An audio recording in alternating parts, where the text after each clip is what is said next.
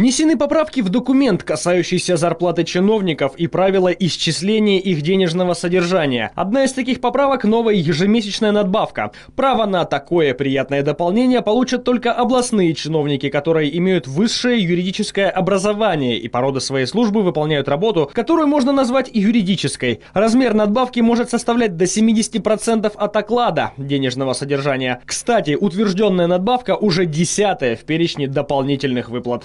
Заместитель полпреда президента в ЦФО Мурат Зязиков приехал в Орел. Визит связан с ситуацией вокруг беженцев с Украины. Высокопоставленный чиновник лично осмотрел пункт временного размещения в Хотынецком районе. Как сообщают в администрации области, в остальных ПВР региона Мурат Зязиков уже побывал в прошлом году, и организацией размещения беженцев остался доволен. На Северном полюсе установят флаг Орловской области. В апреле 2015 года на арктическую станцию Борнео будут доставлены флаги 85 субъектов России в рамках культурно-патриотического проекта «Арктика-2015», посвященного 70-летию Победы в Великой Отечественной войне. Участники экспедиции развернут на арктической станции единым полотном самый большой флаг России площадью более 1000 квадратных метров и 85 флагов регионов России. Орловские коммунисты хотят восстановить бюст Сталина. КПРФ уже объявил о старте всенародного сбора средств на эти работы и на благоустройство сквера имени Сталина. Речь идет не об установке нового монументального объекта, а о воссоздании когда-то существовавшего. По мнению коммунистов, лик вождя народов поможет сохранить память о победе в Великой Отечественной войне и станет сдерживающим фактором для любителей фальсифицировать историю. РЕН-ТВ полностью сменит имидж. 9 февраля зрители смогут наблюдать обновление фирменного стиля телеканала РЕН-ТВ. В 2015 году телеканал переходит на новую, более молодую аудиторию возраста от 24 лет. Появятся новые программы, которые будут ориентированы на значительный прирост женщин. 13 февраля РЕН-ТВ полностью сменит имидж. Зрители канала уже наблюдают обновление фирменного стиля, основная цель которого сделать канал более современным и интересным. Вместе с тем РЕН-ТВ сохранит лояльного зрителя в возрасте до 54 лет. Новое измерение канала «Истоки РЕН-ТВ» удивляет, развлекает, информирует.